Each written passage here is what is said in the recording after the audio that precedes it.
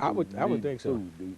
Is that a real problem? I would think so. I mean, I don't know the stats on it or anything like that, but just by visualizing how you work and the kind of folks that you deal with. Yeah. Coming, so you think that there's a real... Oh, definitely, definitely. You know, there's a lot of things, there's a lot of programs, a lot of things that goes on. People say, well, let's go overseas and let's do this and let's help this country, let's do this and let's do that.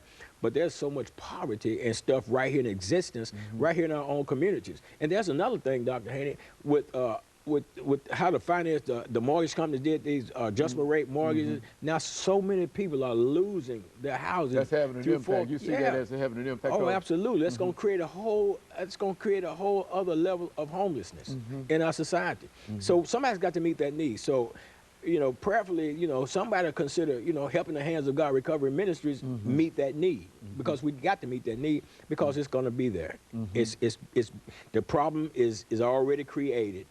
You know, people are already in the process of losing their homes, and it's creating a whole addition to the homeless population. People that are already without homes. Oh yeah. Now they're not. And these individuals had an opportunity for a while to really be out of the need food kind of situation now, and they find themselves back into that same situation. That's what we're saying. Absolutely. When you look at that, and company closing, people losing their job, company moving over, you know, I mean, companies are closed down and move to Mexico and leave a whole workforce without a job, without the financial means necessary to support their families, and then they got these mortgages to pay on top of it. Man, it's just a bad situation, and ministries are needed.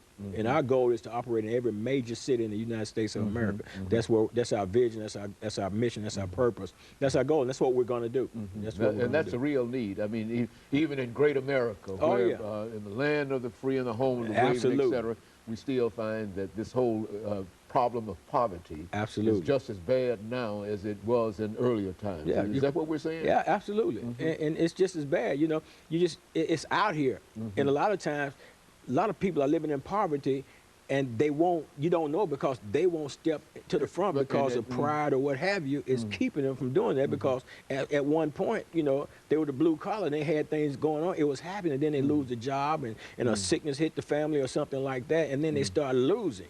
They've got to come somewhere.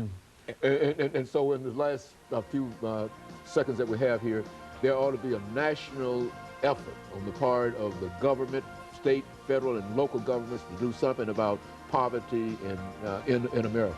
I think so. But deeper than that, I think it ought to hit home in the church. I think the church needs to step up. Very good. And of course, let me encourage our audience to tune in again next week for another informative edition of Comments.